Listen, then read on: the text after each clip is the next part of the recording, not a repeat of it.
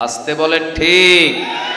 এই জন্য আল্লাহ রাব্বুল আলামিন বলছেন, পৃথিবীতে যত বড় বড় জালিম তৈরি হয়েছে, কোন জালিমকে আমি ছাড়ি নাই। আমি পানি দ্বারা মূসাকে, আমি পানি দ্বারা ফেরাউনকে শেষ করেছি, আমি মূসা দ্বারা নমরুদকে শেষ করেছি, আমি আব্রাহামকে, হস্তি বাহিনীকে আমি শেষ করেছি আবাবিল পাখি দ্বারা। বাংলাদেশের 17 বছরের জালিমের জন্য কোন পানি পাঠাই নাই, কোন আবাবিল পাখি পাঠাই নাই, কোন মূসা পাঠাই নাই। আমি ভিতরে যদি একটু ভয় ঢুকিয়েছি, ভয় ঢুকিয়ে 18 রকমের খাবার রান্না করে না খাইয়ে পেছনের দরজা দিয়ে পালাতে বাধ্য হয়েছে। ঠিক না বেঠে?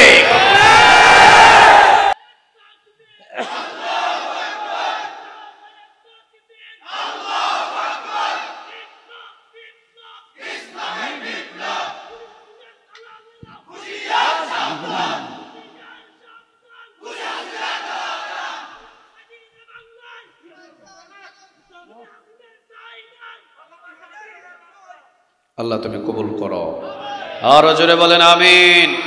আল্লামা সাঈদী রাহিমাহুল্লাহ তিনি বলেছিলেন, বাপজানরা, বাংলাদেশের জনগণকে আমাকে চিনো আর কে আমাকে চিনো না জানি না, তবে আমি আল্লামা সাঈদী ওয়াল্লাহি, আল্লাহর কসম, আল্লাহর জাতের কসম করে আমি বলছি, আমার দ্বারাই কোনো মানুষের কোনো খুন করা হয় নাই, আমার দ্বারাই কোনো মানুষের ঘর ভাঙে নাই, আমি আল্লামা সাঈদী কোনো মানুষের সম্পদ চুরি করি নাই, আমি রাজাকার ছিলাম না, আমি যুদ্ধ অপরাধী ছিলাম না। বাংলার জনগণ শুনে রাখো, এখনও তার এই আওয়াজটা, কণ্ঠটা ইউটিউবের ভিতরে বাজে।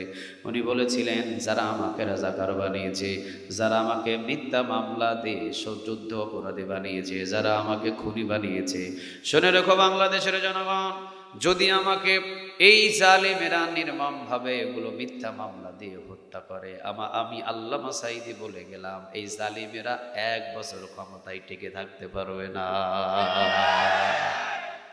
14 আগস্ট আল্লামা সাঈদী রাহিমাহুল্লাহকে নাভির ভিতরে ইনজেকশন পুশ করে বিষ প্রয়োগ করে তাকে শেষ করে দেওয়া হলো। আবার 14 আগস্ট না আসার আগে 5 আগস্টে বোন সহ পালাতে বাধ্য হলো। কোনো ইউনিয়নে, কোনো গ্রামে কোরআনের মাহফিল নাই। চট্টগ্রামে এমন কোনো গ্রাম বাদ নাই যে কোরআনের মাহফিল নাই। বাধা যত, মাহফিল তত। সবচেয়েতে বাংলাদেশের যেই উপজেলায় সবচেয়েতে বেশি কোরআনের বাধা হয়েছে সেটাই হলো এই সাতখানিয়ার আশেপাশে। ঠিক না বেঠিক? আবার সাতখানিয়ার আশেপাশে যত বাধা হয়েছে তত কোরআনের দাওয়াতি কাজও বেশি হয়েছে। যেখানেই বাধা সেখানেই কোরআনের পক্ষীয় কথা বলার লোক তৈরি করে দেন তিনি কে? আল্লাহ।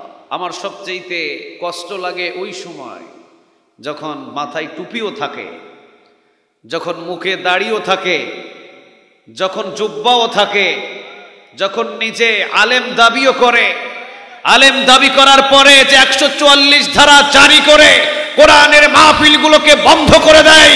আমার এর চাইতে কষ্টের কথা আর পৃথিবীতে কিছু হতে পারে না। ঠিক না বেঠে? চট্টগ্রামবাসী সবচেয়ে বেশি কষ্ট পেয়েছে ওই জায়গায় যে আলেম হয়ে কোরআনের মাহফিল বন্ধ করে দিয়েছে। আসসালামু আলাইকুম ওয়া রাহমাতুল্লাহি তাআলা ওয়া বারাকাতুহু। إن الحمد لله نحمده ونستعينه ونستغفره ونؤمن به ونتوكل عليه ونعوذ بالله من شرور أنفسنا ومن سيئات أعمالنا، من يهده الله فلا مضل له ومن يضلل فلا هادي له، فلن تجد له وليا مرشدا. ونشهد أن لا إله إلا الله وحده لا شريك له والذي لا ضد له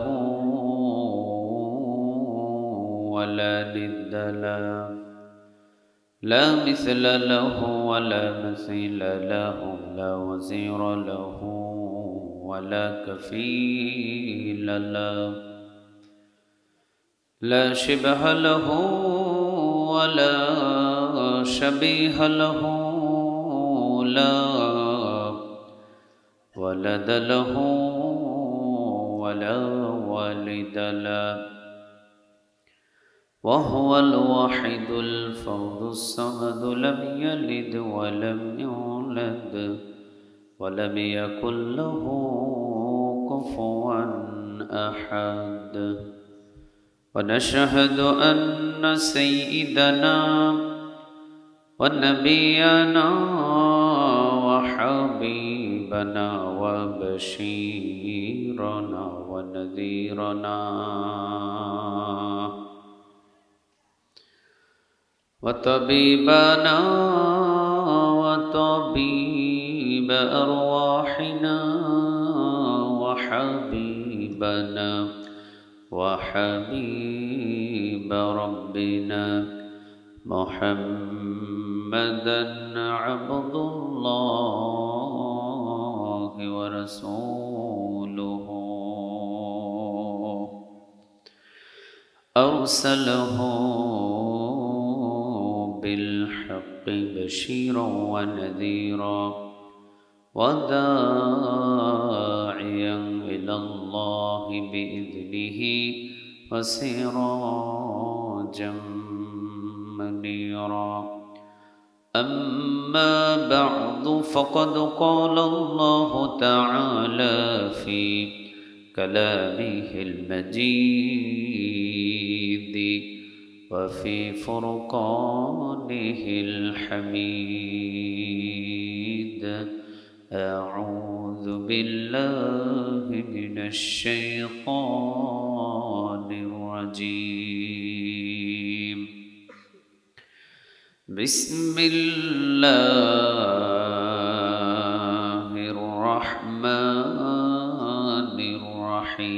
الرحيم إن الله وملائكته يصلون على النبي يا أيها الذين آمنوا صلوا عليه وسلموا تسليما اللهم صل على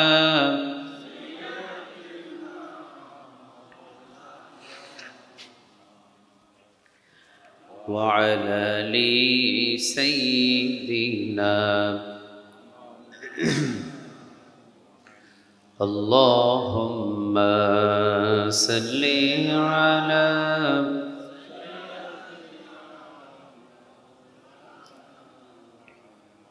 وعلى آل سيدنا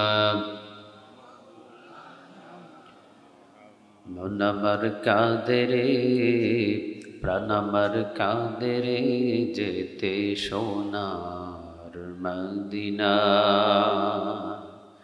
মন আমার কাঁদে রে প্রাণ আমার কাঁদে রে যেতে সোনার মদিনা যেই মদিনা ধন্য হলো যেই মদিনা ধন্য হলো পেয়ে তোমার ঠিকানা মন আমার কাঁদে রে প্রাণ আমার কাঁদে রে যেতে সোনার মদিনা আল্লাহুম্মা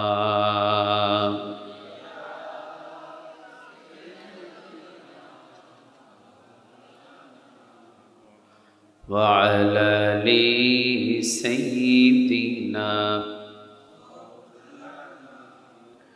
তাহাজ্জুদের জায়নামাজে মরণ তুমি দিও প্রভু একামতে দিনের কাজে কবুল করে নিও প্রভু। তাহাজ্জুদের যাই নামাজে মরণ তুমি দিও প্রভু। একামতে দিনের কাজে কবুল করে নিও প্রভু। আল্লাহুম্মা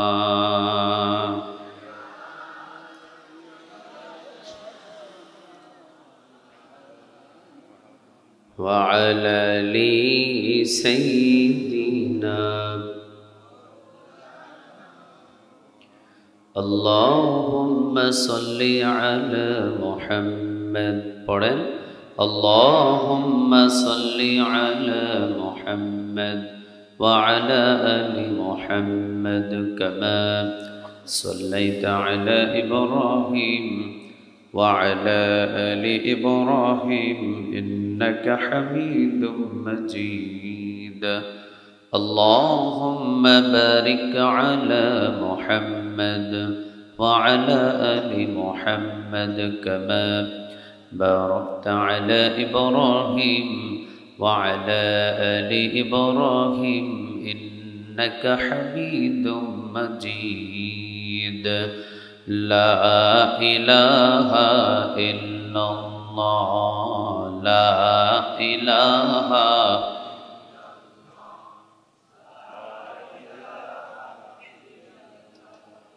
لا إله إلا الله لا إله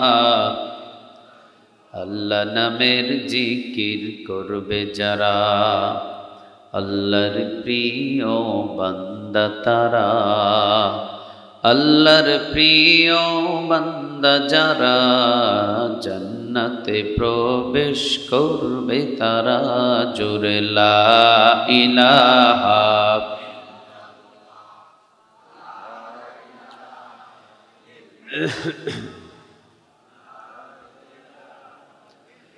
লা ইলাহা ইল্লাল্লাহু মুহাম্মাদুর রাসূলুল্লাহ সাল্লাল্লাহু আলাইহি ওয়াসাল্লাম। চট্টগ্রামবাসী আপনারা সবাই কেমন আছেন? পোস্টার হ্যাম্বলটা দেন। চট্টগ্রামবাসী আপনারা সবাই কেমন আছেন?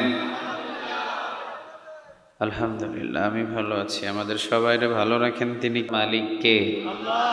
ক্ষমতায় বসান তিনি কে? আল্লাহ। ক্ষমতা থেকে নামান তিনি কে? আল্লাহ। দেশে রাখার মালিক কে? দেশ ত্যাগ করানোর মালিক কে? ইজ্জত দেওয়ার মালিক কে? বেইজ্জত করার মালিক কে? সকল ক্ষমতার উৎস একজন, তিনি কে? সে আল্লাহর প্রতি শুকরিয়া আদায় করে পড়ছি আলহামদুলিল্লাহ। পড়ছি রব্বানা লাকাল হামদ হামদান কাসীরান তাইয়িবান মুবারাকান ফি। পড়েন আল্লাহু আকবার কাবীরা আলহামদুলিল্লাহি কাসীরা সুবহানাল্লাহি বুকরাতাও ওয়া আসীলা সুবহানাল্লাহি ওয়া বিহামদিহি আদাদা খালকিহি ওয়া রিদা নাফসিহি ওয়া জিনাতা আরশিহি ওয়া মিদাদা কালিমাতি। পড়েন লাকাল হামদ বিল কুরআন লাকাল হামদ বিল ইসলাম লাকাল হামদ বিআসমাইক হুয়া লাকা বিহি সামাইতুহু লাকাল হামদ ইয়া রব। একসাথে ইয়া রব কামা ইয়ানবাগি লিজালালি ওয়াজহিক ওয়া আযীমি সুলতানিক। প্রশংসাগুলো করলাম কার? আমরা সব জায়গায় প্রশংসাগুলো করব কার? খাওয়ার শুরুতে কার? খাওয়ার শেষে কার? ঘুমাইতে গেলে কার? ঘুম থেকে যখন জাগি তখন কার? রাস্তাঘাটে চলার সময় কার? গোলামি করব কার? করতেছি কার? শিওর কার গোলামি করতেছেন? রাজি আছেন তো সবাই? কোনো নেতার গোলামি নয়, গোলামি হবে কার? কোনো নেত্রীর গোলামি নয়, গোলামি হবে কার? কোনো হিন্দুস্তানের গোলামি নয়, গোলামি হবে কার? কোনো দাদার গোলামি নয়, গোলামি হবে কার? যিনি বানাইছেন তার গোলামি করব, ঠিক না ভাই? ঠিক। যিনি খাওয়ান তার গোলামি করব, যার জমিনে আছি তার গোলামি করব, কারো কাছে মাথা নত করব না। আল্লাহ আমাদের সবাইকে তার গোলাম হিসাবে কবুল করুক, বলেন আমিন। ইনিল হুকমু ইল্লা লিল্লাহ, সৃষ্টি যার, এই জমিনে আইন চলবে তার। কারো বাবার আইন দিয়ে দেশ চলতে পারে না, কারো স্বামীর আইন দিয়ে দেশ চলতে পারে না, কোনো হিন্দুস্তানের আইন দিয়ে এই জমিনের আইন চলতে পারে না। জমিন যিনি বানিয়েছেন তার হুকুম মতো এই জমিন চলবে, ঠিক না বা ঠিক? কারো হুকুম মতো এই জমিন চলবে। কেউ যদি তার নিজের বাবার আইন চালু করতে চায় আমরা তার পক্ষে নাই। কেউ যদি কারো স্বামীর আইন চালু করতে চায় আমরা তার পক্ষে নাই। কেউ যদি হিন্দুস্তানের আইন বাংলার জমিনে চালু করতে চায় আমরা তার পক্ষে নাই। আমরা আইন চালু করব আল্লাহ সুবহানাহু ওয়া তাআলার কোরআনের, ঠিক না বা ঠিক? কারণ এই কোরআনটা আমার নয়, আপনার নয়, এই কোরআনের মালিক একজন। আওয়াজ দিয়ে বলেন তিনি কে? হিন্দুস্তান আমাদের সংবিধান নয়, আমাদের সংবিধানের নাম কি? আরো জোরে বলেন। কোন বাবার আইন আমাদের সংবিধান নয়, আমাদের সংবিধানের নাম কি? কারো স্বামীর আইন আমাদের সংবিধান নয়, আমাদের সংবিধানের নাম কি? জীবন থাকুক আর চলে যাক সেটা দেখার কোনো বিষয় নয়। সংবিধান কোরআন আমরা বাস্তবায়ন করব ইনশাআল্লাহ। আল্লাহ আমাদের সবাইকে কবুল করুক, আরো জোরে বলেন আমিন। চট্টগ্রামে এসেছি কোরআনের মাহফিল করার জন্য। চট্টগ্রাম কোরআনের উর্বর একটা ভূমি। বাংলাদেশের কোন কোন জেলায়, কোন কোন ইউনিয়নে, কোন কোন গ্রামে কোরআনের মাহফিল নাই। চট্টগ্রামে এমন কোন গ্রাম বাদ নাই যে কোরআনের মাহফিল নাই। বাধা যত মাহফিল তত।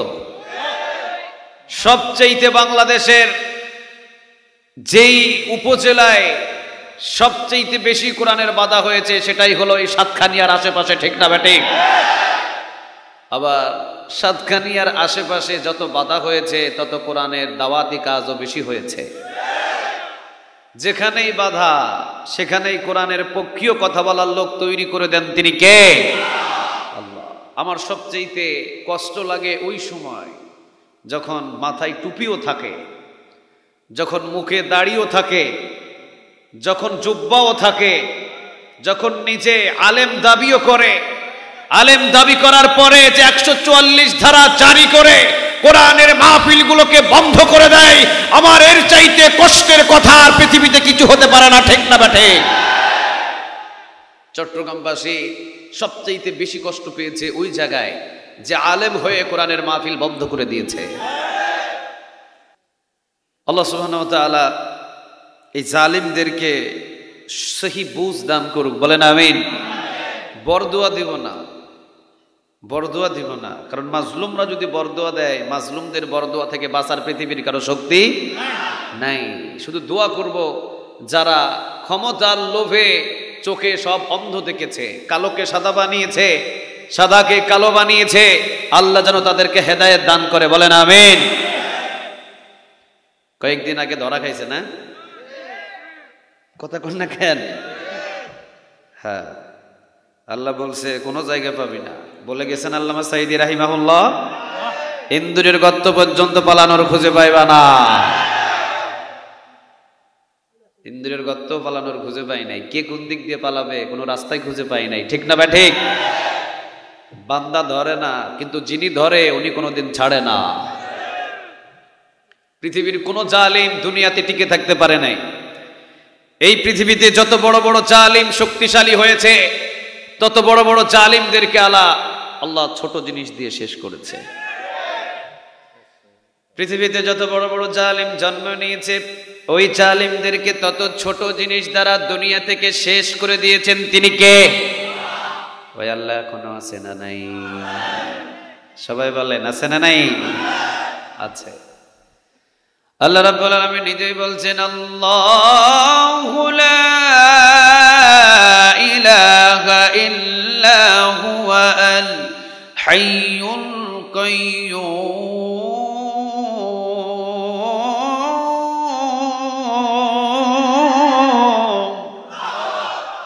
আল্লাহু লা ইলাহা ইল্লা হুয়া আল হাইয়ুল কাইয়্যুম। আমি হচ্ছি সেই রব, আমি ছাড়া কোনো ইলাহ নাই, আমি ছাড়া কোনো রব নাই, আমি ছাড়া কোনো মালিক নাই। আমি হাইয়ুল, আমি কাইয়্যুম, আমি চিরঞ্জীব, আমি চিরস্থায়ী।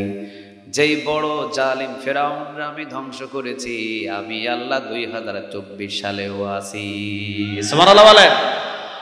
যে আমি আল্লাহ নমরুদকে ধ্বংস করেছি, ওই আল্লাহ 2024 সালে আছে না নাই? আমি যে আল্লাহ আব্রাহামকে হস্তি বাহিনীদেরকে আবাবিল পাখি দ্বারা শেষ করেছি, ওই আল্লাহ এখনো আছে না নাই? উনি হাইয়ুল, উনি কাইয়্যুম, উনি হলেন চিরঞ্জীব, উনি হলেন চিরস্থায়ী। সবার মৃত্যু আছে, মৃত্যু নাই একজনের। আওয়াজ দিয়ে বলেন তিনি কে? উনি হাইয়ুল, উনি কাইয়্যুম, সবার মৃত্যু আছে। আল্লাহ বলে আমার মৃত্যু নাই। সুবহানাল্লাহ বলবেন না?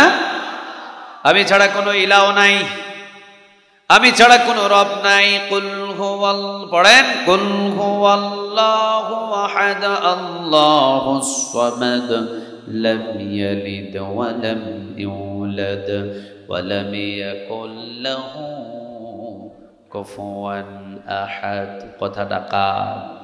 আরো জোরে বলেন কার?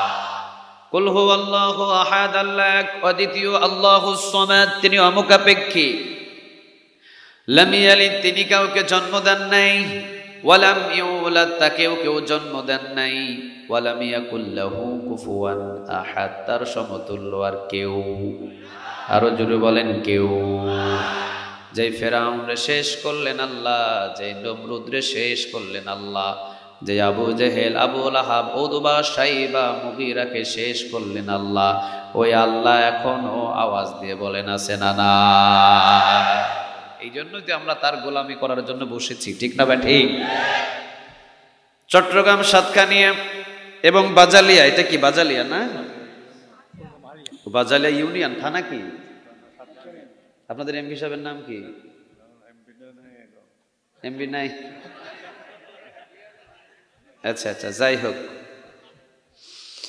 সাতখানিয়া,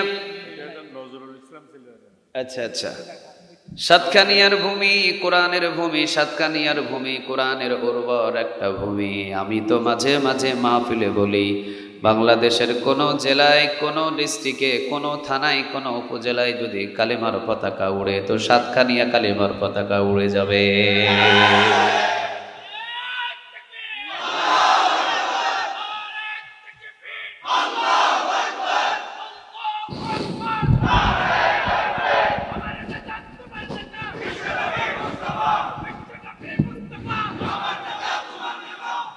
আল্লাহ তুমি কবুল করো। আর একটু জুড়ে বলেন আমিন। তাহলে তিনি হলেন সেই রব যিনি জালিমদেরকে ধরে, তবে কোনো ছাড় দেয় না, পালানোর রাস্তাও খুঁজে পায় না, ঠিক না ঠিক? নমরুদরে ধরে নাই, একের পর এক বাচ্চাদেরকে হত্যা করে, বাচ্চার মায়েদেরকেও হত্যা করে, জালিয়াতি এত করলো যার হিসাব নাই। কিন্তু যেদিন ধরলেন সেদিন পালানোর কোনো রাস্তা খুঁজে পায়? আরো জোরে বলেন খুঁজে পায়। তবে ইতিহাস সাক্ষী আছে, আল্লাহ বলছেন যত বড় বড় জালিম শক্তিশালী হয়ে তৈরি হয়েছে, তত ছোট জিনিস দ্বারা আমি তাদেরকে শেষ করেছি। সুবহানাল্লাহ বলবেন না? যদি বলেন কিভাবে আল্লাহ ছোট জিনিস দিয়ে শেষ করলেন, হিসাব করে দেখেন। আপনাদের এলাকায় পানিতে ডুবে যায় বড় মানুষ না ছোট মানুষ? জসিম ভাই কই গো, কিসে কে আপনি? হ্যাঁ, আচ্ছা আচ্ছা আচ্ছা, যাক না, ঠিক আছে ঠিক আছে, থাকে। আমি মনে করছি আমার ফালাই তুই চলে গেছেন নি কোনো। চট্টগ্রামের মানুষ, বাজি বোঝা খুব বড় দায়। হ্যাঁ, আলহামদুলিল্লাহ, আল্লাহ কবুল করুক। 12টার বেশি মামলা না? মামলা কম বেশ আছে না? মামলা খাইছেন না? আহা, দেখছেন কত বড় নির্যাতিত একজন মানুষ, চিন্তা করছেন? এই নির্যাতিত মানুষদেরকে কোরআনে দাওয়াত দিয়ে নিয়ে এসে কথা শুনবেন। ওনাদের দাওয়াতি কাজে অনেক তাসির থাকবে, কারণ ওরা নির্যাতিত। যারা বেশি নির্যাতিত হয় ওদের হাতের উপরে মানুষদের হেদায়েতের নূর পাঠিয়ে দেন তিনি কে? আল্লামা সাঈদী রাহিমাহুল্লাহ 13 বছর পর্যন্ত নির্যাতন সহ্য করেছেন। আমি তো এই জিনিসটাই বলেছিলাম গতকালকের মাহফিলে। বাংলার জমিনে ডক্টর মিজানুর রহমান আজহারি, ওনাকে যদি প্রশ্ন করি যে আপনি এত সম্মান, এত মর্যাদা, এত খেতাব কোথায় থেকে পেলেন, নিশ্চয় উনি বলবেন একমাত্র কোরআনের দ্বারাই। ঠিক না বেঠিক? কোরআনের দ্বারাই ওনার সম্মান আর মর্যাদা আকাশচুম্বী পর্যন্ত পৌঁছে দিয়েছেন তিনি কে? এই যে চট্টগ্রাম কক্সবাজার পেকুয়া 27 তারিখ দেখেন নাই? কথা বলেন না কেন? দেখেন নাই? 20 লক্ষর সম পরিমাণ মানুষ পেকুয়ার ভূমিতে উপস্থিত হয়েছে। বোঝা যায় 5 বছর পরে উনি বাংলার জমিনে এসেছে। 20 লক্ষ মানুষ ওনাকে দেখার জন্য ভিড় জমিয়েছে 5 বছর পর। আমি চিন্তা করলাম 5 বছর পরে ডক্টর মিজানুর রহমান আজহারি উনি দেশে এসে মাহফিলে যদি 20 লক্ষ মানুষ হয়, 13 বছর কারাগার বন্দি রাখা ওই আল্লামা সাঈদীকে যদি আনা হতো, না জানি কি পরিস্থিতি হতো আল্লাহ জানে। ডক্টর মিজানুর রহমান আজহারি আসাতে যদি এত পাগল হয়, আল্লামা সাঈদী রাহিমাহুল্লাহ যদি উনি জেলখানা থেকে বাহির হতো, মাঠ খুঁজে পাওয়া যেত না বাংলার জমিনে। ঠিক না বা ঠিক? যত বড় মাজলুম হয় তত বেশি উপরে মর্যাদা বাড়িয়ে দেন তিনি কে? আর যত বড় জালিম হয় তত ছোট জিনিস দিয়ে তাদেরকে শেষ করেন তিনি কে? পানিতে ডুবে মারা যায় এলাকার বড় মানুষ না ছোট মানুষ? যাদের বয়স 18 থেকে 20-25, ওদেরকে যদি নদীতে নামিয়ে দেন, পুকুরে নামিয়ে দেন, কখনোই ডুবে মারা যাবে না। আর যদি 1 বছর 2 বছর 3 বছর বাচ্চাদেরকে পানিতে ছেড়ে দেন, ডুবে মারা যাবে। স্বাভাবিক বড় মানুষ পানিতে ডুবে মারা যায় না, ছোট মানুষ পানিতে ডুবে মারা যায়। ফেরাউনের সব কিছু চুল সাদা, মাথার চুল সাদা, চোখের ভুরু সাদা, দাড়ি সাদা, এমনকি বয়সও বেশি, লম্বা চড়াও অনেক লম্বা, চোখগুলো, দাঁতগুলো, হাতগুলো অনেক লম্বা লম্বা। এখনো যেহেতু জাদুঘরে আছে মিশরে, দেখেন নাই আপনারা? ছবিতে দেখেন নাই? অনেক লম্বা চড়া মানুষ ছিলেন তিনি, অথচ ওই বড় মানুষটা পানিতে ডুবে মারা গেল। চিন্তা করতে পারছেন? ছোট মানুষ পানিতে ডুবে মারা যাবে, এটাই স্বাভাবিক। ঠিক না বা ঠিক? বড় মানুষ কেমনে পানিতে ডুবে মারা যায়? আল্লাহ বললেন তুই যত বড় জালিম হয়েছিস, পৃথিবীর মানুষ জেনে যাবে যে আমি পানিতে ডুবে, ছোট মানুষ বাচ্চারা মরে যায়, কিন্তু বড় মানুষ হয়ে তুই পানিতে ডুবে মারা গেলি, বোঝা যায় যত বড় জালিম তত ছোট জিনিস তাকে শেষ করার জন্য রেখে দিয়েছেন তিনি কে? নমরুদ 40,000 সৈন্য নিয়ে চলাফেরা করে, ডান দিকে 10, বাম দিকে 10, সামনে 10, পিছনে 10, 40,000 সৈন্য নিয়ে যার চলাফেরা। 40,000 সৈন্য নিয়ে যে রাস্তাঘাটে বাহির হয়ে চলাফেরা করে, এতগুলো সৈন্য বাহিনী যার রাজপ্রাসাদে, এই নমরুদরে ধরে কে? নমরুদ বললেন ইব্রাহিম কই তোর খোদা? তোর খোদারে লয়ে আয়। আল্লাহ বললেন ইব্রাহিম আমি যাব না, আমার পক্ষ থেকে কি যাবে বলেন? কথা বলেন। একটা যাবে মশা। এই মশাটা সুস্থ না অসুস্থ? পাখি ঠিক ছিল না নাগড়া ছিল? প্রতিবন্ধী মশা, এত বড় জালিম। এই জালিমকে শেষ করার জন্য আল্লাহ বললেন এত বড় জালিমকে আমি ছোট জিনিস দ্বারা শেষ করব। ল্যাংড়া মশা পাঠালেন, নাক দিয়ে প্রবেশ করলেন, মগজের ভিতরে কামড় দিলেন। সেনাপতির জুতা ছিল, সেনাপতির জুতা দিয়ে মারার জন্যে নমরুদ বললেন সেনাপতি তোর জুতাটা দিয়ে একটু মাথায় একটু পিড়া। মাথায় যখন বাড়ি দেয় তখন ভালো লাগে, পিড়ানো বন্ধ করলে কামড় শুরু। পিড়াইলে ভালো, পিড়ানা বন্ধ করলে আবার শুরু। চিন্তা করছেন? আমাদেরকে যদি আঘাত করে জ্বলে, আঘাত না করলে থেমে যায়, আর ওরটা উল্টা, পিড়াইলে ভালো লাগে, আর যদি না পিড়ায় তাহলে তার কাছে অশান্তি লাগে। সেনাপতিরে বললেন পিড়া। সেনাপতির জুতায় কাজ হয় না, এখন চাকরের শক্ত খড়ম, খড়মের জুতা দিয়ে কয় তোরটা দিয়ে পিড়া। এবার এড্ডা দিয়ে পিড়ানো শুরু, ওটাও কাজ হয় না, নিজের পায়ের জুতা খুলে নিজের মাথায় মারা শুরু করলেন। আপনাদের এলাকায় নিজের পায়ের জুতা দিয়ে যারা নিজের মাথায় পিড়ায় ওদেরকে কি বলে? কথা বলেন কি বলে? আল্লাহ বললেন আমার কোরআনের দুশ্মন, ইসলামের দুশ্মন, আমার জমিনে আমার দিন কায়েমে ইব্রাহিম তোকে দাওয়াত দিয়েছে, যেহেতু আমার আল্লাহর আইন তুই মানতে চাস নাই, ছোট্ট মশা দিয়ে দুনিয়া থেকে তাকে শেষ করে দিলেন। তিনি কে? আল্লাহর কাবা ঘর কেন মুসলমানরা তাওয়াফ করে? এটাকে শেষ করে দেওয়ার জন্যে, আল্লাহর হুকুমে বাধা দেওয়ার জন্যে হস্তি বাহিনী নিয়ে আব্রাহাম রওনা দিলেন, আবাবিল পাখি পাঠিয়ে দিলেন। তিনি কে? পাখিটা কি হাতির সমান বড় বড় না ছোট ছোট? কথা বলেন, বড় না ছোট? আলাম তারা কাইফা ফাআলান, আলাম তারা কাইফা ফাআলা রাব্বুকা বিআসহাবিল ফিল আলাম ইয়াজআল কাইদাহুম ফি তাদলিল ওয়া আরসালা আলাইহিম তায়রান আবাবিল। কথাটা কার? হস্তি বাহিনীদের ধ্বংস করার জন্য ছোট ছোট আবাবিল পাঠালেন। আবাবিল পাখি আসলেন, জাহান্নামের পাথরগুলো শুধু মুখ থেকে ছেড়ে দিলেন। একজন হস্তি বাহিনীও ফিরে যেতে পারে নাই, সবাইকে ধ্বংস করে দিলেন। আল্লাহর জমিনে আল্লাহর দ্বীন কায়েমে যারা বাধা হয়ে দাঁড়ায়, কাউকে পানিতে ডুবিয়ে মারে, কাউকে মশার কামড় দিয়ে মারে, আবার কাউকে আবাবিল পাখি দ্বারা দুনিয়া থেকে শেষ করে দেন। তিনি কে? বাংলাদেশের জনগণ বড় সরল সোজা। এরা কিছুই দাবি করে নাই। এরা বলে নাই আমারে ক্ষমতা দাও, এরা বলে নাই আমারে বাড়ি দাও, এরা বলে নাই আমারে গাড়ি দাও, এরা বলে নাই আমারে অমুক দাও তমুক দাও। এরা শুধু বলেছে কোরআন দিয়ে দেশ চালাও। ঠিক না ব্যাটিক? ওরে বানাইছে জঙ্গি। যখন বলছে কোরআন দিয়ে দেশ চালাও, ওরে বানাইছে রাজাকার। যখন বলেছে কোরআন দিয়ে দেশ চালাও, ওরে বানাইছে যুদ্ধ অপরাধী, চোর, ডাকাত, বাটপার। কথা কন না কেন আপনারা?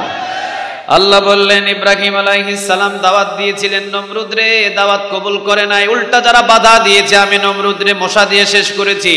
মুসা আলাইহিস সালাম বাধা দিয়েছে, মুসা আলাইহিস সালাম রে বাধা দিয়েছে, আমি তাকে পানিতে ডুবিয়ে শেষ করেছি। আর আবাবিল পাখি দ্বারা আমি হস্তি বাহিনীদেরকে শেষ করেছি।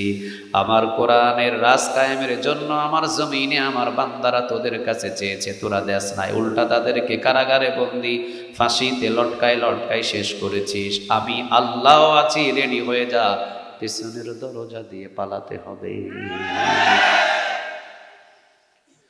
আল্লাহ রাব্বুল আলামিন এখনো জীবিত আছেন, মৃত নয়। আল্লাহ বলছেন, আমি যেই মুসা আলাইহিস সালাম যে দাওয়াত দিয়েছিল, মুসা আলাইহিস সালামের দাওয়াতে যেই ফেরাউন গ্রহণ করে নাই, নমরুদের দাওয়াত, নমরুদ যখন দাওয়াত পেয়েছিল গ্রহণ করে নাই, উল্টার বাধা সৃষ্টি করেছে। বাংলার জমিনের ভিতরে আলেম ওলামারা বলেছিলেন কোরআন দিয়ে দেশ চালাও, ইনিল হুকমু ইল্লা লিল্লাহ। সৃষ্টি যার, এই জমিন আইন চলবে তার। যারা যখন না মেনে তাদেরকে জঙ্গি বানিয়ে, যুদ্ধ অপরাধী বানিয়ে এক একজনকে ফাঁসিতে ঝুলিয়েছে, আমি আল্লাহ বলেছি তোদের বেশি টাইম নাই, পিছনের দরজা দিয়ে পালাতে হবে। ঠিক না বেঠে?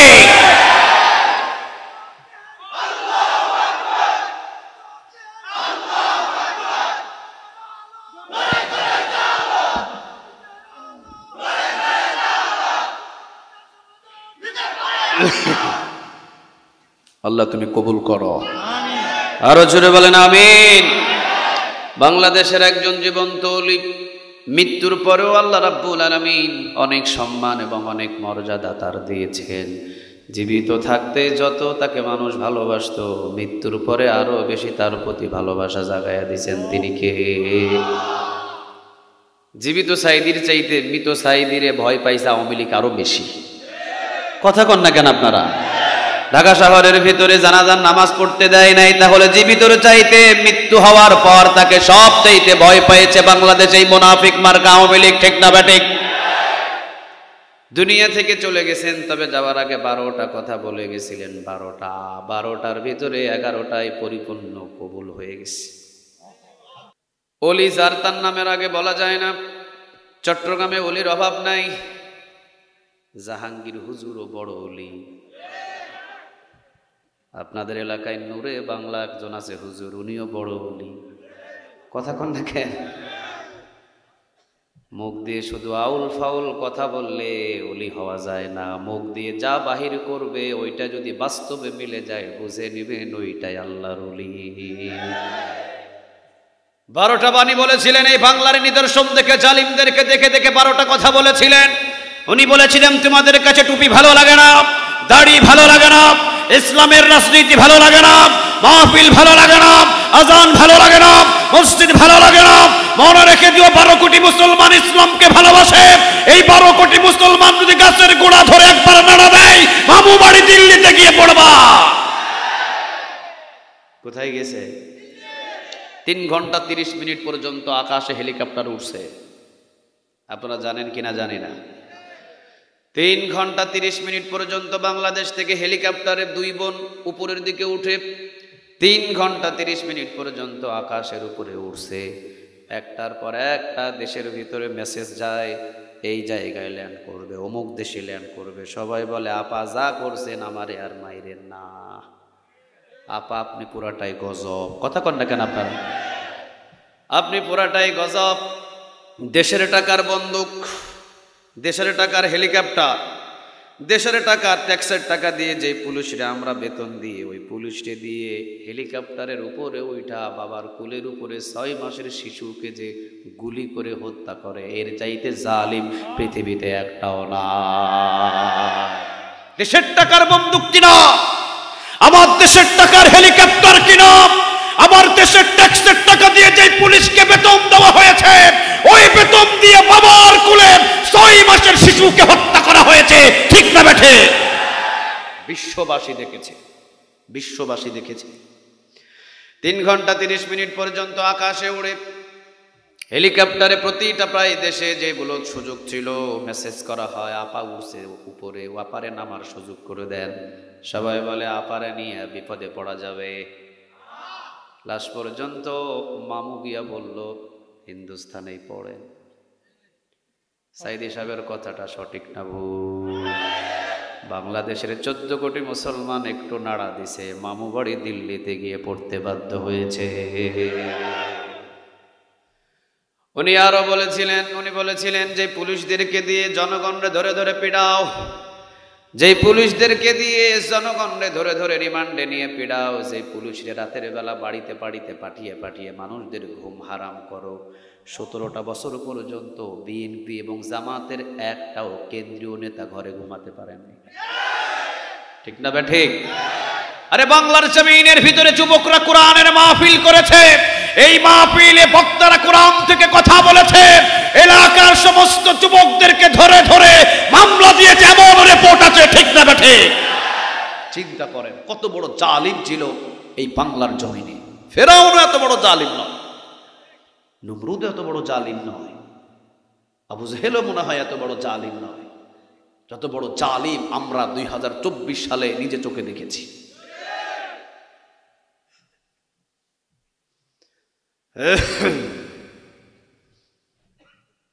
3 ঘন্টা 30 মিনিট পর্যন্ত ওড়ার পরে তো নামতে পারলেন না। আল্লামা সাইদি রাহিমাহুল্লাহ আরেকটা কথা বলেছিলেন যে পুলিশদেরকে দিয়ে কোরআনের কর্মীদের, মসজিদের ইমামদের, মসজিদের ইমাম এবং মসজিদের মুয়াজ্জিন, এমনকি মাদ্রাসার শিক্ষকদের এবং ছাত্রদের যেইভাবে ধরে ধরে মারো, পিড়াও, অত্যাচার করো, ওদেরকে ব্যবহার করো, এমন একদিন পরিস্থিতি আসবে এই পুলিশই ধরে ধরে আওয়ামী লীগদের পাছায় পিটাবে।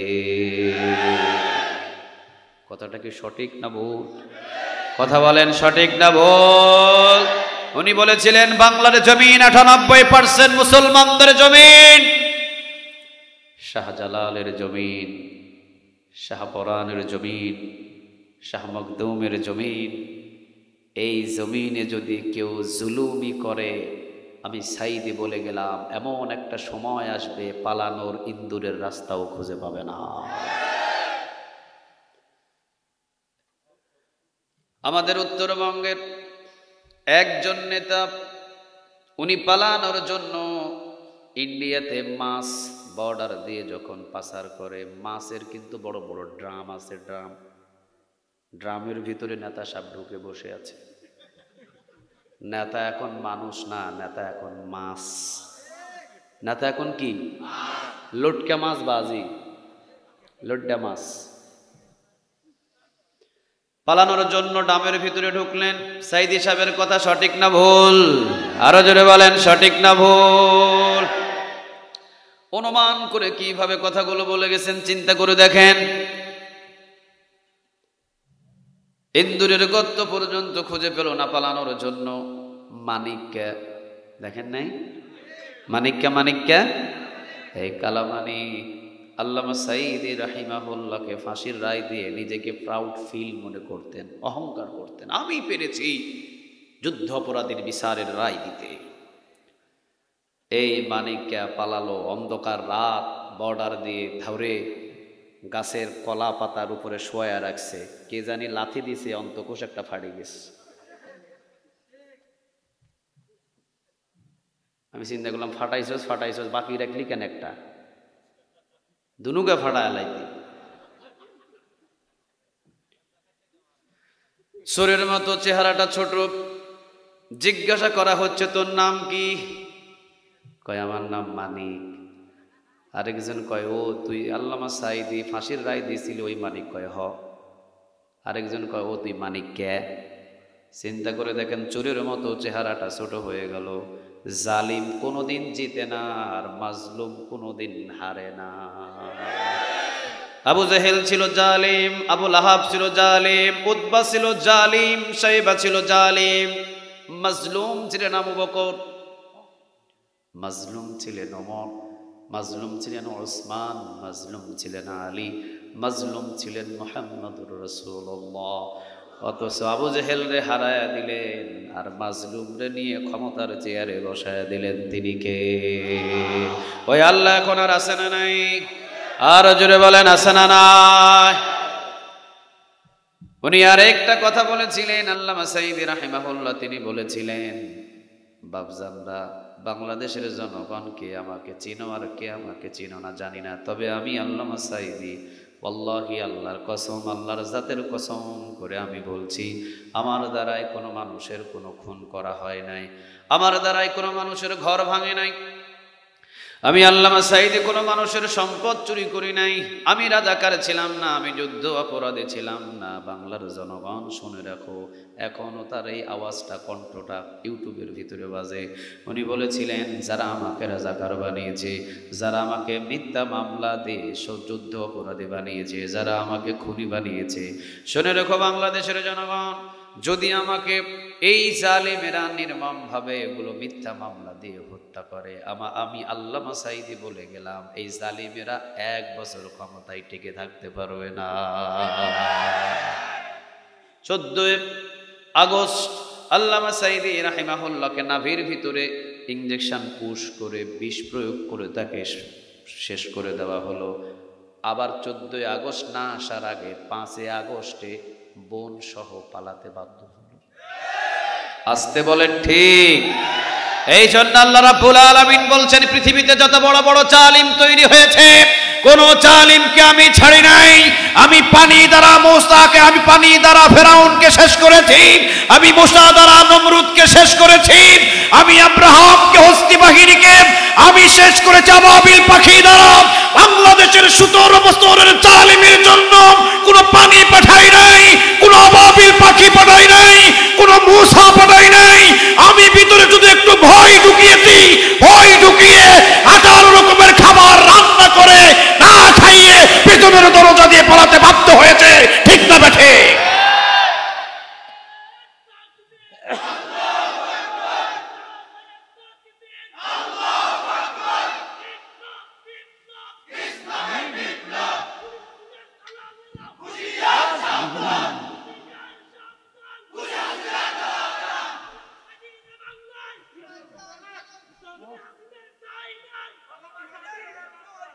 আল্লাহ তুমি কবুল করো, আর জোরে বলেন আমিন। অতএব জালিমদের পক্ষে আমরা কখনো হাঁটব না, খেয়ে থাকবো, কিন্তু জালিমকে কখনো সাপোর্ট করব।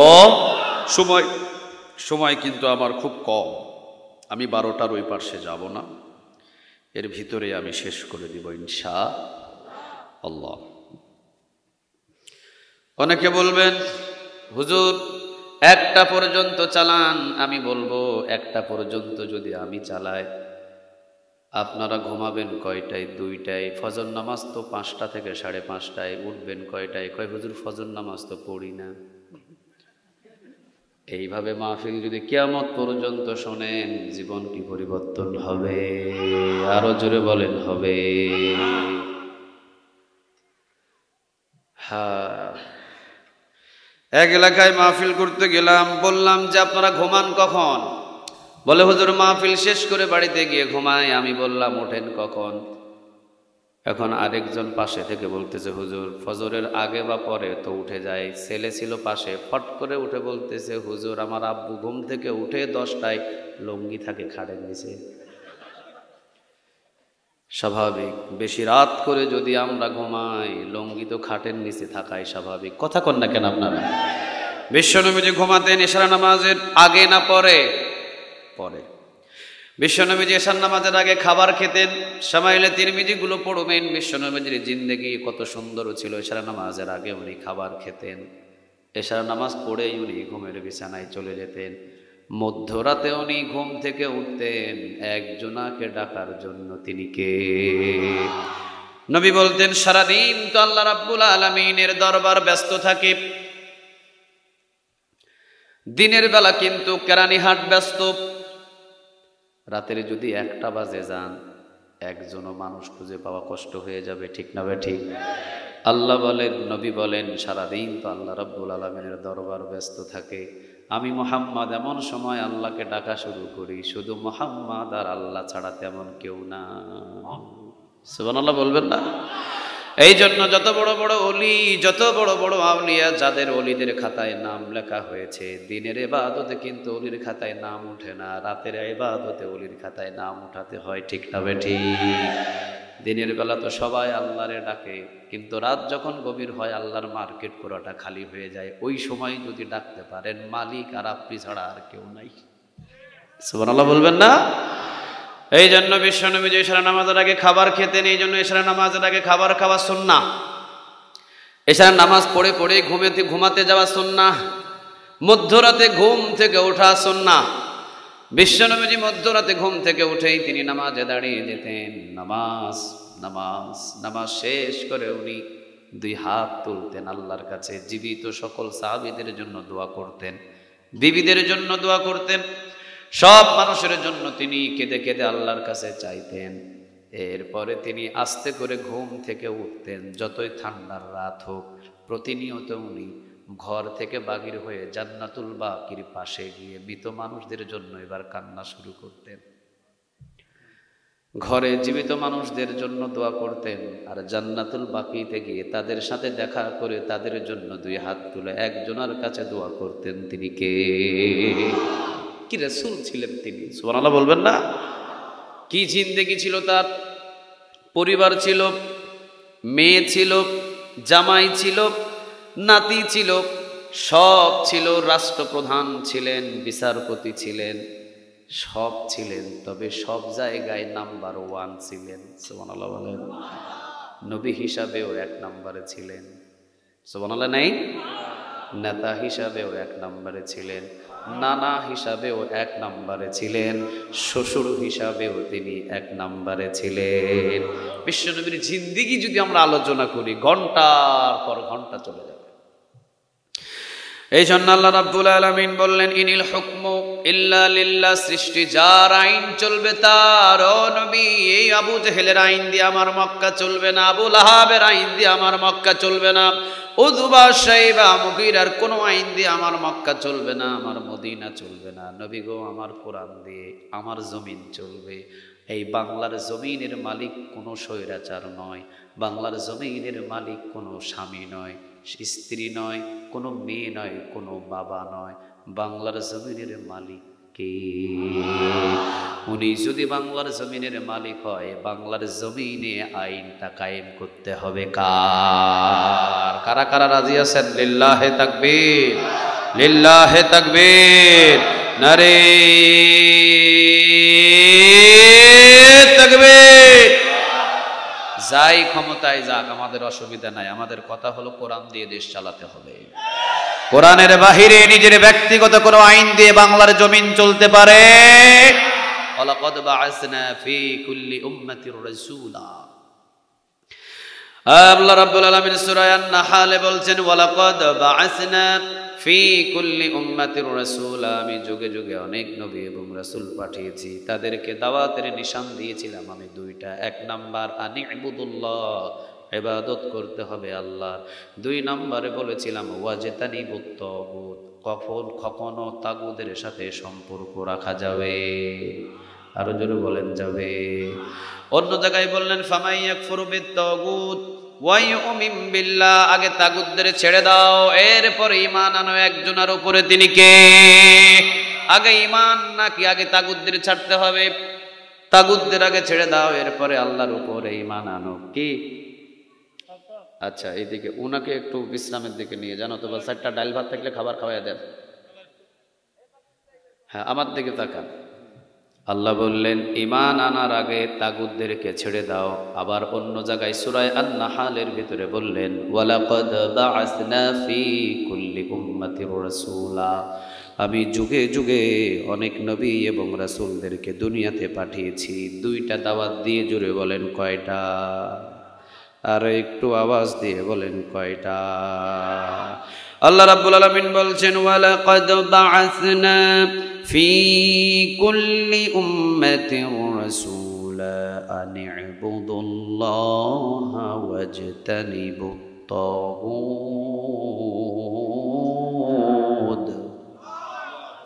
সূরা আন-নাহল, সূরার নাম কি? 36 নম্বর আয়াত। এই সূরাটা হলো কোরআনের 16 নম্বর সূরা। কোরআনের ভিতরে সূরা আছে 114টা, ক্রমিক নম্বর হলো এটার 16 নম্বর সূরা। সূরার নামটা হলো সূরা আন-নাহল, আয়াত নম্বর হলো 36। আন-নাহল, নাহল অর্থ হলো মৌমাছি। প্রশ্ন যদি করি উত্তর কি পাওয়া যাবে? কথা বলেন, উত্তর কি পাওয়া যাবে? কোরআনের ভিতরে সূরা আছে কয়টা? কত নম্বর সূরা থেকে কথা হবে? সূরার নাম কি? নাহল অর্থ কি? বলেন, নাহল অর্থ কি? কত নম্বর আয়াত থেকে কথা হবে?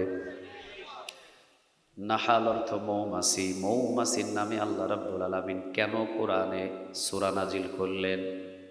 আল্লাহ বললেন গবেষণা করো, গবেষণা করলে তোমরা পেয়ে যাবে কি জন্য আমি মৌমাছির নামে সূরা নাজিল করেছি। মুফাসসিরিনে কেরাম গবেষণা করে দেখলেন মৌমাছির ভিতরে 5টা গুণ আছে।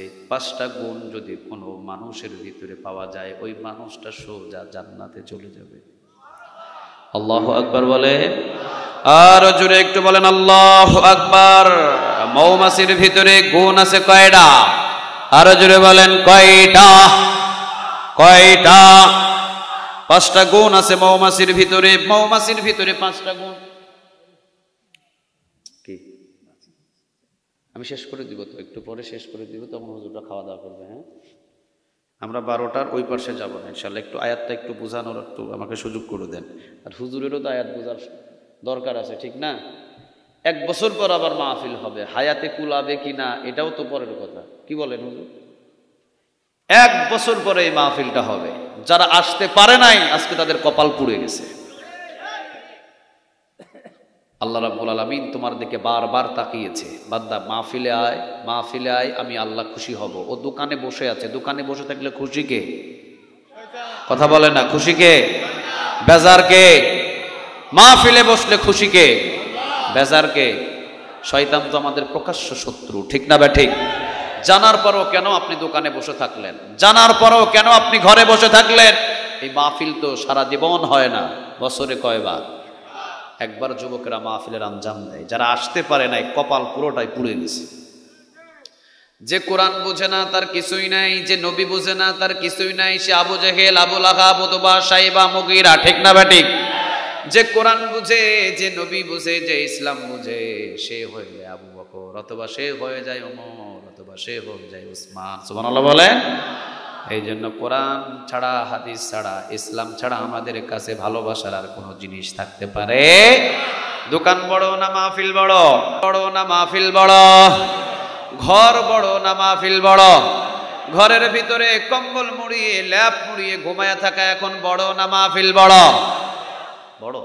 এটা সব দিন হয় না, বছরে একটা দিন আয়োজন করেছে। যদি না আসতে পারেন, আপনার মতো কপাল পোড়ার এলাকাতে কেউ, কথা বলেন কেউ। সূরার নাম ক্রমিক নম্বর, নাহল অর্থ কত নম্বর আয়াত? কত নম্বর আয়াত? নাহালের অর্থ হলো মৌমাছি। মৌমাছির ভিতরে আল্লাহ রাব্বুল আলামিন গুণ দিয়েছেন 3টা, 4টা, 2টা, এই তো মাশাআল্লাহ মুখস্থ হয়ে গেছে। 5টা গুণ যদি মৌমাছির 5টা গুণ যদি কোনো মানুষের ভিতরে পাওয়া যায়, সে জাহান্নামে চলে যাবে। কোথায় কোথায় যাবে? 5টা গুণ মানুষের ভিতরে নিয়ে আসার জন্য হুকুম আল্লাহ দিলেন। আল্লাহ রাব্বুল আলামিন বললেন, বান্দারে মৌমাছির ভিতরে 5টা গুণ আমি দিয়েছি। প্রথম নম্বর গুণ হলো মৌমাছি জীবনে কোনোদিন একা একা চলাফেরা করে না, ওরা দলবদ্ধভাবে চলাফেরা করে। সব সময়ের জন্য তারা দলবদ্ধভাবে চলাফেরা করে। মুসলমানদের ভিতরে যদি এইরকম দলবদ্ধভাবে চলাফেরা করার অভ্যাস থাকে, পৃথিবীর কোনো মানুষ মৌমাছির চাকে যেমন ঢিল মারার সাহস পায় না, মুসলমানদের দিকে একটা ঢিল ছোড়ার পৃথিবীর কোনো নাস্তিকের সাহসও হতো না। 1 নম্বর গুণ। 2য় নম্বর গুণ হলো মৌমাছি জীবনে কোনোদিন ফুলের উপরে বসা ছাড়া কখনো টয়লেটের ভিতরে বসে না, কখনো প্রস্রাবখানায় বসে না, কখনো মৃত পশু দুর্গন্ধযুক্ত 1 সপ্তাহ ধরে গোস্ত পচে গেছে ওই গোস্তের উপরে ভিন ভিন করে কখনো বসে না। আপনারা বলবেন, হুজুর মাঝে মাঝে তো দেখি অপরিষ্কার জায়গায়ও, নাপাক জায়গায়ও মৌমাছি পড়ে। হ্যাঁ, পড়তে পারে, তবে যেই মৌমাছি অপরিষ্কার জায়গায় গিয়েছে সে দিক ভুলে চলে গেছে, দিক চিনে কখনো যায় নাই। সে পথ হারিয়ে ফেলেছে। সে পথ হয়তো কোথাও হারিয়ে ফেলেছে, কোনো তুফানে, কত ঝড়ে হয়তো সে পথ হারিয়ে ফেলে, তাদের সঙ্গীদের হারিয়ে ফেলে ভুলবশত চলে গেছে। এছাড়া কোনো মৌমাছি ফুল বাগানে মধু আহার করা ছাড়া কখনো টয়লেটে খুঁজে পাওয়া যায়?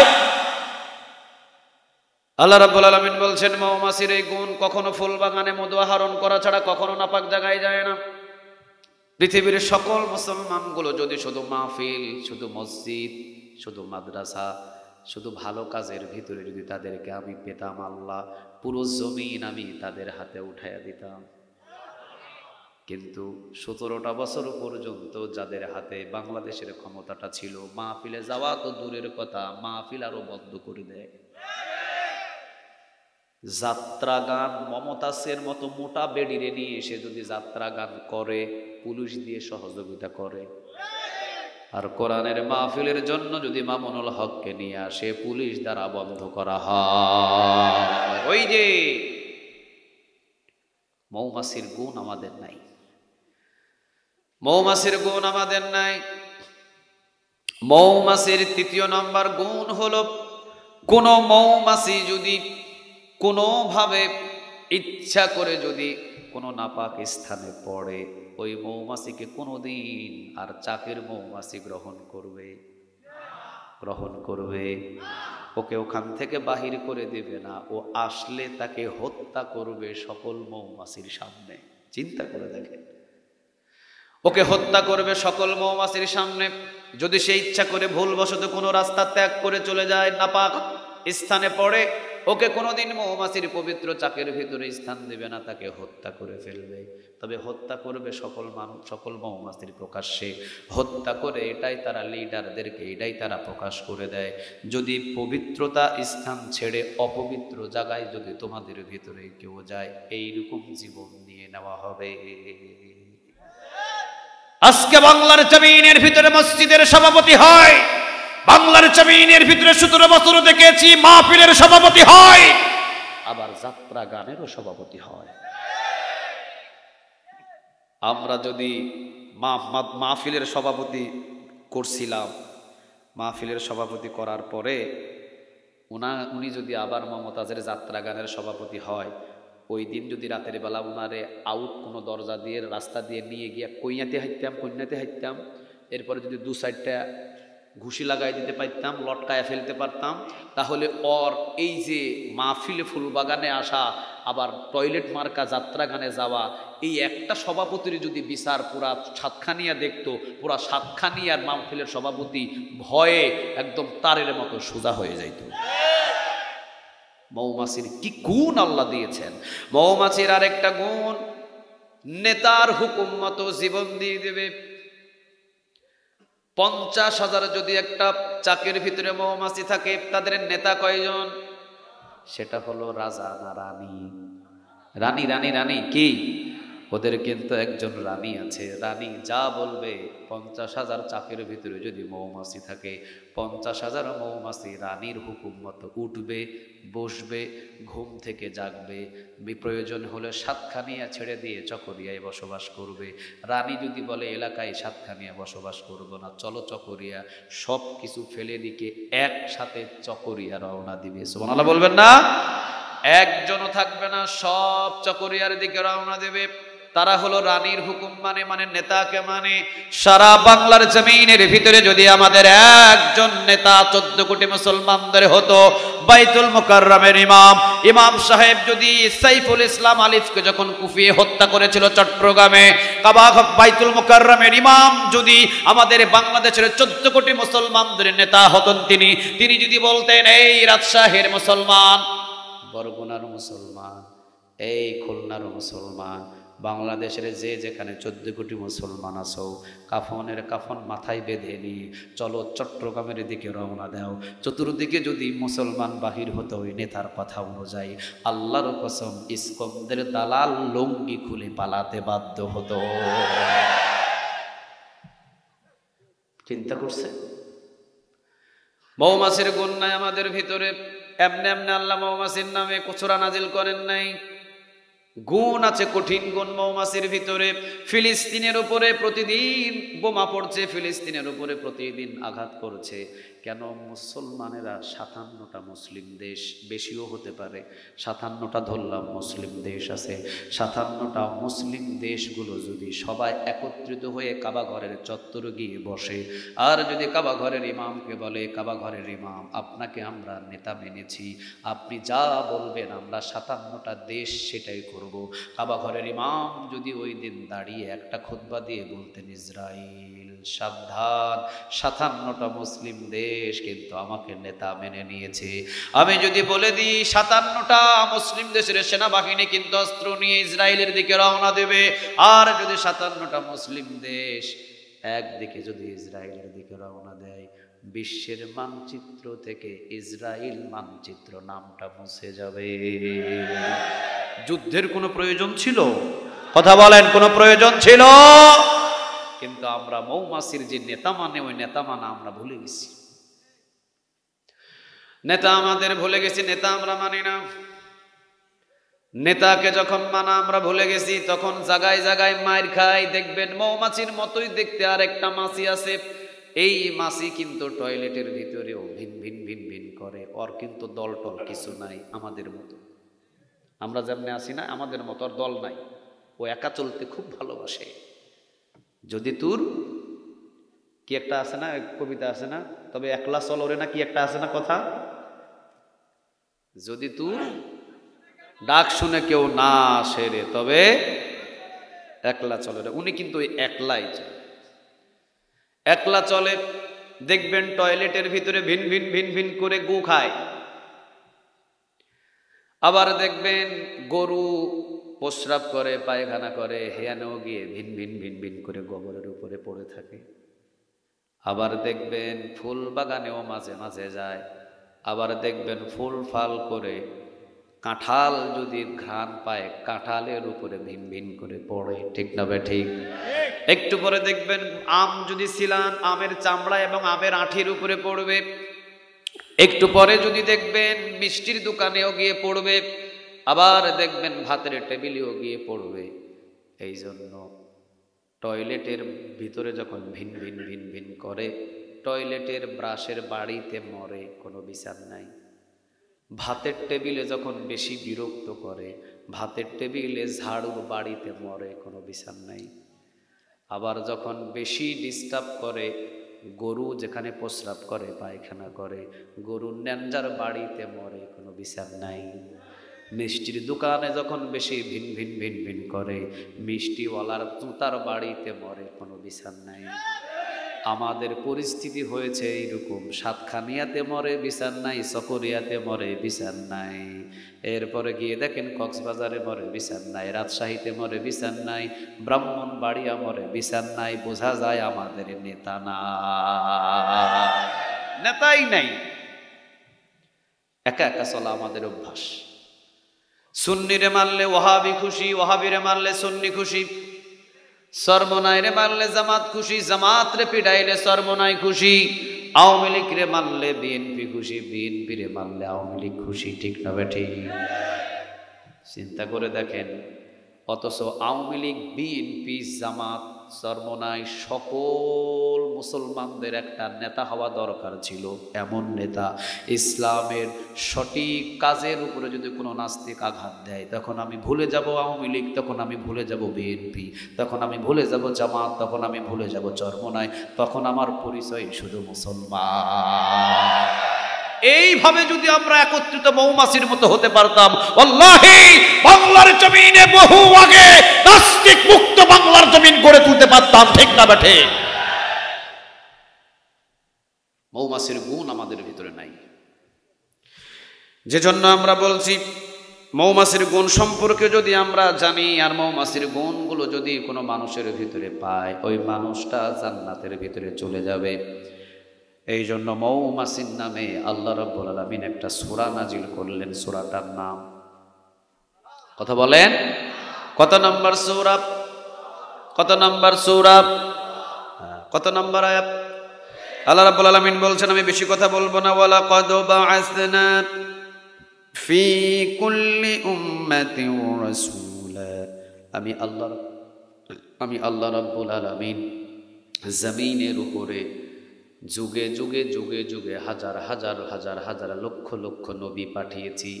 দুইটা দাওয়াত দিয়ে, এক নাম্বার আনি ইবুদুল্লাহ, তারা এসেই শুধু দাওয়াত দিয়েছে আল্লাহর ইবাদত ছাড়া কারো ইবাদত করা যাবে, আল্লাহর গোলামি করা ছাড়া জমিনে কারো গোলামি করা যাবে, আল্লাহর দ্বীন প্রতিষ্ঠা করা ছাড়া কারো দ্বীন প্রতিষ্ঠা করা যাবে। কয়টা গেল দাওয়াত? একটা গেল। কয়টা?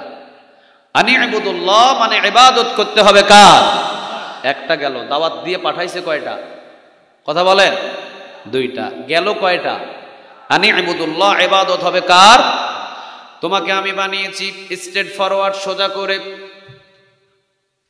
লাকাদ খলাকনাল ইনসানা ফি আহসানি তাকওয়িম।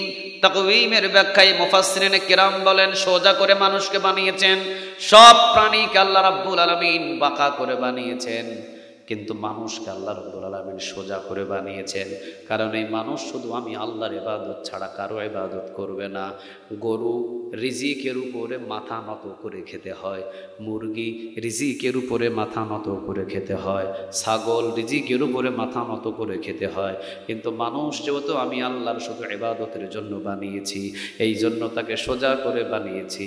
রিজিকের উপরে মুখ লাগিয়ে মাথা নত করে খাওয়ার তাকে সুযোগ দিই নাই। হাত দিয়ে উঠে মাথা সোজা করে খাবে, কিন্তু মাথা যখন নত করবে তো আমি শুধু মালিকের সামনে নত হবে। বাবা একটা পাইলেই বাবার পায়ে সেজদা দেয়। কথা কন না কেন? বেজার হচ্ছেন আপনারা?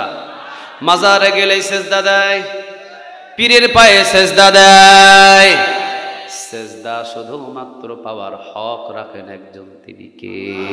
আরো জোরে আওয়াজ দিয়ে বলেন, তিনি কে? এই জন্য বলেছেন আনি ইবুদুল্লাহ, ইবাদত করতে হবে কার? এই ইবাদতের ভিতরে কিন্তু সব নামাজ, রোজা, হজ, যাকাত, দিন প্রতিষ্ঠান, একামতে দিন, রাষ্ট্র পরিচালনা করা, কোরআন দিয়ে সব ইবাদত আল্লাহর ছাড়া কারো হবে না। পার্লামেন্টে আল্লাহর ইবাদত হবে, মেম্বারের অফিসে আল্লাহর ইবাদত হবে, চেয়ারম্যানের অফিসে আল্লাহর ইবাদত মতো ইবাদত হবে, মসজিদে যেই রকম আল্লাহর হুকুম মতো নামাজ হয়, চেয়ারম্যানের অফিসটাও আল্লাহর হুকুম মতো ইবাদত হবে। ঠিক না বেটি? চেয়ারম্যান নিজের ইচ্ছায় বিচার করার কোনো ক্ষমতা নাই, ওকে আল্লাহর হুকুম মতো বিচার করতে হবে। কথা কন না কেন? জজ কোর্ট, হাইকোর্ট, সুপ্রিম কোর্ট, প্রতিটা জায়গায় ও নিজের ইচ্ছা মতো ফাইসালা দিতে পারবে না। ও কোরআন যেটা বলবে সেটা দেখে আল্লাহর ইবাদত করে সেখানে তাকে ফাইসালা দিতে হবে। ঠিক না বেঠিক? আল্লাহ বললেন আনি ইবুদুল্লাহ, ইবাদত করতে হবে কার? এবার 2 নম্বর বলছেন ওয়াজতানিবুত তাগুত, তাগুতদের সাথে খবরদার কখনো সম্পর্ক রাখা যাবে। কে বলছেন? আরো জোরে বলেন, কে বলছেন? আল্লাহ বলছেন আনি'বুদুল্লাহ, ইবাদত করো আল্লাহর, ওয়াজতানিবুত তাগুত, তাগুতের সাথে খবরদার সম্পর্ক করো না। এখন এই তাগুতটাকে, এটাই তো আমরা জানি না। আল্লাহ রাব্বুল আলামিন বলছেন তাগুতকে শুনে রাখো, তাগুত হলো সে ক্ষমতায় যাওয়ার পরে নিজের বাবার আইন দিয়ে দেশ চালায়, যে কোরআন ভুলে যায়, সেটাই তাগুত। ক্ষমতায় যাওয়ার পরে হিন্দুস্তানের আইন দিয়ে জমিনে আইন বানায়, নিজে আল্লাহর কোরআনের আইনগুলো ভুলে যায়, এটাই হলো তাগুত। ঠিক না ঠিক? এখন এই তাগুতের পিছনে পর্যন্ত যারা আওয়ামী লীগের পিছনে ঘুরছেন, সবগুলা কি? কথা কয় না, সবগুলা কি তাগুত। আল্লাহ এত নবী এত রাসূল দুনিয়াতে পাঠিয়ে দিয়ে আল্লাহ বলেছেন আনি'বুদুল্লাহ, ইবাদত হবে আল্লাহর, ওয়াজতানিবুত তাগুত, খবরদার তাগুতের সাথে সম্পর্ক রাখা যাবে না। তাগুত ছিলেন ফেরাউন, ও আল্লাহর আইন বাস্তবায়ন কখনো করেও নাই, করতেও দেয় নাই। ঠিক না ঠিক? তাগুত ছিলেন নমরুদ, ও আল্লাহর আইন কখনো নিজেও মানে নাই, বাস্তবায়নও করতে দেয় নাই। আবু জেহেল, আবু লাহাব, উতবা, শাইবা, মুগীরা সব ছিলেন এক একটা তাগুত। আল্লাহ বলছেন ওয়াজতানিবুত তাগুত, তাগুতদের ছেড়ে দাও। আরেক জায়গায় আল্লাহ বলছেন ফামাই ইয়াকফুর বিত তাগুত ওয়া ইউমিন বিল্লাহ, আগে তাগুতদের ছাড়, এরপরে আমি আল্লাহর উপরে ঈমান আন। তাগুতের সাথে সম্পর্ক রেখে বাংলাদেশে যদি হাজার হাজার মডেল মসজিদ বানাস, কোনো লাভ হবে না। আগে ঈমান, আমরা জানি আগে ঈমান, এরপরে তাগুত না। বিষয়টা আল্লাহ এটা বলে নাই, আল্লাহ বলছেন ফামাই ইয়াকফুরু বিত তাগুত, আগে তাগুতদের ছাড়ো, এরপরে ওয়া ইউমিন বিল্লাহ, আমি আল্লাহর উপরে ঈমান আনো। সুবহানাল্লাহ বলেন। আচ্ছা চিন্তা করেন, ও ফেরাউনের সাথে সম্পর্ক রেখে ও যদি মুসা আলাইহিস সালামের উপরে ঈমান আনে, লাভ হবে? কথা কন না কেন, লাভ হবে? আল্লাহ বলছেন আগে তাগুতদের ছাড়, ওয়া ইউমিন বিল্লাহ, এরপরে আমি আল্লাহর উপরে ঈমান আন। তাগুতের সাথে সম্পর্ক রেখে ঈমান এনে কোনো লাভ নাই। এখন তাগুত কে? তাগুত হলো যে, তাগুত তো সে যে ক্ষমতার চেয়ারে বসার পরে আল্লাহর কোরআন ভুলে যায়, বিশ্ব নবীর শাসন ব্যবস্থা ভুলে যায়, ওমরের শাসন ব্যবস্থা ভুলে যায়, বিগত যত নবী এবং যত রাসূল আল্লাহর দ্বীন প্রতিষ্ঠান করেছেন সব কিছু ভুলে যায়, নিজের মন গড়া ইচ্ছা অনুযায়ী দেশে আইন বানায়, ওই আইন আবার মানুষদেরকে মানানোর জন্য চাপ সৃষ্টি করে, এটাই তাগুত। এইটাই কি? বাংলাদেশের গাড়ি ডানে চলে না বামে চলে? কথা কয় না বারে, ডানে না বামে? ডান দিকে চলা সুন্নাত। ঠিক না ঠিক? এখন যদি আমি আমার ড্রাইভার সাহেবকে বলি সাতখানিয়া থেকে ড্রাইভার তুমি ডান দিকে গাড়ি চালাও, কথা কন না কেন? ডান দিকে গাড়ি চালাও, সাতখানিয়া পার না হতে লোহাগাড়ার ভিতরে পুলিশ আমাকে সার্জেন আমাকে ইশারা দিয়ে বলবেন কি ব্যাপার, রং সাইডে কেন আপনি ড্রাইভ করছেন? আমি বলছি না, এটা রং না, এটা 1400 বছর আগে রাসূল বলেছেন যে ডানপন্থী, যে ডানে চলে, যে ডানে চলাফেরা করে, যে ডান হাতে দান করে, যে ডান পথে বেশি চলে, যে ডানপন্থী হয়, কিয়ামতের ময়দানে ডান হাতে আমলনামা দিয়ে তাকে বিনা হিসাবে জান্নাতে ঢুকায়া দিবে। বাম দিকে চলবে হিন্দুস্তানের দাদারা। ঠিক না বা ঠিক? সৌদি আরবের গাড়ি ডানে চলে না বামে চলে? তুরস্কের গাড়ি ডানে চলে না বামে চলে? মক্কা মদিনার গাড়ি বলেন ডানে চলে না বামে চলে? কুয়েতের গাড়ি ডানে চলে না বামে চলে? ডানে চলে, কারণ তারা 1400 বছর আগে কোরআনের আইন মানে, রাসূলের আইন মানে, ডানে চলে। আমরা চলি ডানে না বামে? ওই যে পাশে হিন্দু ইন্ডিয়া, ওরা ডানে না বামে? ওরাও বামে, আমরাও বামে। আর মুসলমান সব ডানে, আমরা চলি বামে। এখন আমি চিন্তা করলাম কি রে, আমি তো তাগুতের সাথে থাকবো না, আমি ডানে চলবো, আমি বামে চলবো না, আমি কোরআন মানি। ডান দিকে আমি ড্রাইভারকে বললাম ডান দিকে ড্রাইভ করো, আমার ড্রাইভার সাতখানিয়া থেকে রওনা দিলেন ডান দিকে, হঠাৎ লোহাগাড়া গিয়ে পুলিশ বেজার লাইট মেরে আমাকে বলে কি ব্যাপার হুজুর, রং দিকে ড্রাইভ করছেন কেন? আমি বলছি না, রং দিকে ড্রাইভ না, এটাই সঠিক। উনি বলছেন না, এটা রং। আমি বলছি না এটাই সঠিক। আমি 1400 বছর আগে আল্লাহর আইন আমি মানা শুরু করেছি, আমি রাসূলের সুন্নাহ আদায় করা শুরু করেছি, আমি ডান দিকে চলবো। পুলিশ বলছেন আমার সংবিধানে লেখা আছে আপনাকে বাম দিকে চলতে হবে। আমি পুলিশের চাকরি করি, আমি বেআইনি করতে পারবো না হুজুর, আমার সংবিধানে লেখা আছে বাম দিক দিয়ে আপনাকে চলতে হবে, আপনি ডানে চলতে চাইলেই চলতে দেওয়া যাবে না। আমি বললাম না আমি ডান দিকে চলবো। উনি বলতেছেন হুজুর আপনি তো দেখা যায় গরম। আমি বললাম হ্যাঁ আমি আল্লাহর আইন মানবো, আমি ডান দিকে চলবো। উনি বললেন হুজুর বেশি মনে কষ্ট নিয়েন না, একটা স্লিপ লিখে দিতেছি, বেশি না 25,000 টাকার মামলা। কয় হাজার? কথা বলেন কয় হাজার? অপরাধ, আমাকে ডান দিকে চলতে হবে, ডান দিকে চললে খুশি হবেন তিনি কে? আর বাম দিকে চললে আমার সংবিধানের আইনটা মানা হবে। আমি তো হিন্দুস্তানের সংবিধানের আইন মানতে চাই নাই, এই জন্য আমাকে 25,000 টাকার মামলা ধরিয়ে দিলেন, জরিমানা করলেন, জোর করে আমাকে বাম দিকে চালাতে চাইলেন। এই যে ডান দিকে চলতে চাইলাম, যারা আমাকে জোর করে বামের পথে দিয়ে চালাচ্ছেন, এই দলগুলাই হলো তাগুত। এরা কি? আরো জোরে বলেন এরা কি? মুসলমান হওয়ার পরেও আপনি কোরআনের আইন যারা বাস্তবায়ন করবেন তাদের পক্ষে না গিয়ে আপনি যারা হিন্দুস্তানের আইন দিয়ে দেশ চালাতে চায় আপনি তাদের পিছনে যাচ্ছেন, আপনি কি মুসলমান? আপনার পরিচয় কি? কথা কয় না বারে, আপনার পরিচয়টা কি? তাগুত। আর তাগুতের সাথে যদি সম্পর্ক রাখেন, আল্লাহ বলছেন ফামাইয়াকফুরু বিত্তাগুত, আগে তাগুতদের তালাক দে ওয়ায়ুমিন বিল্লাহ, এরপরে আমি আল্লাহর উপরে ঈমান আন। তাগুতের সাথে সম্পর্ক রেখে আমি আল্লাহর উপরে 1000 বার ঈমান আনলে ঈমানের 4 আনা কোনো দাম।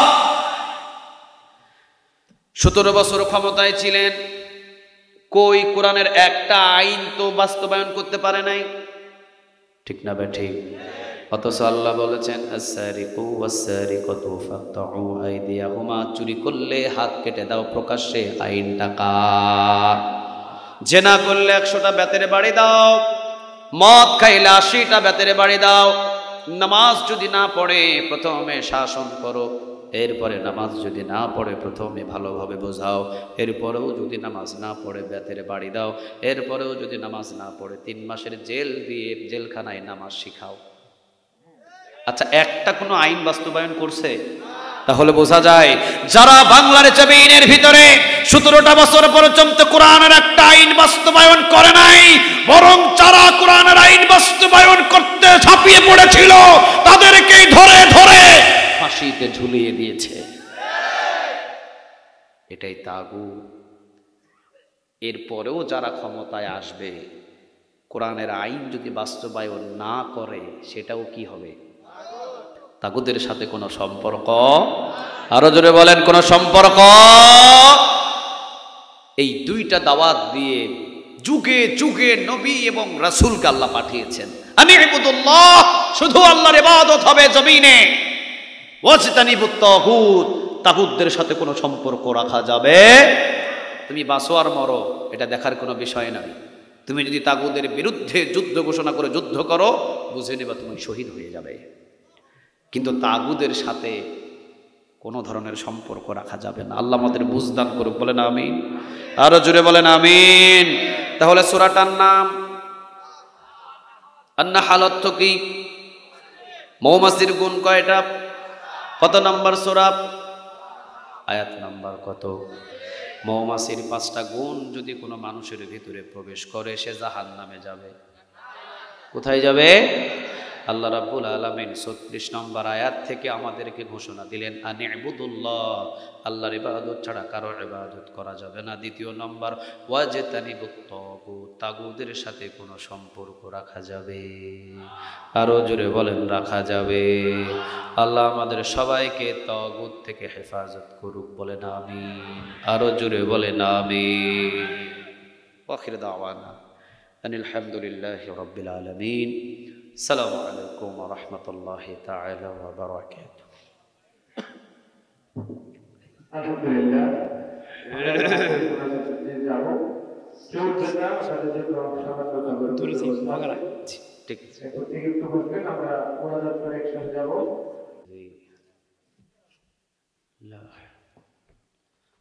اللهم أنت ربي لا إله إلا أنت خلقتني. اللهم آمين. ربنا ظلمنا أنفسنا وإن لم تغفر لنا وترحمنا لنكونن من الخاسرين.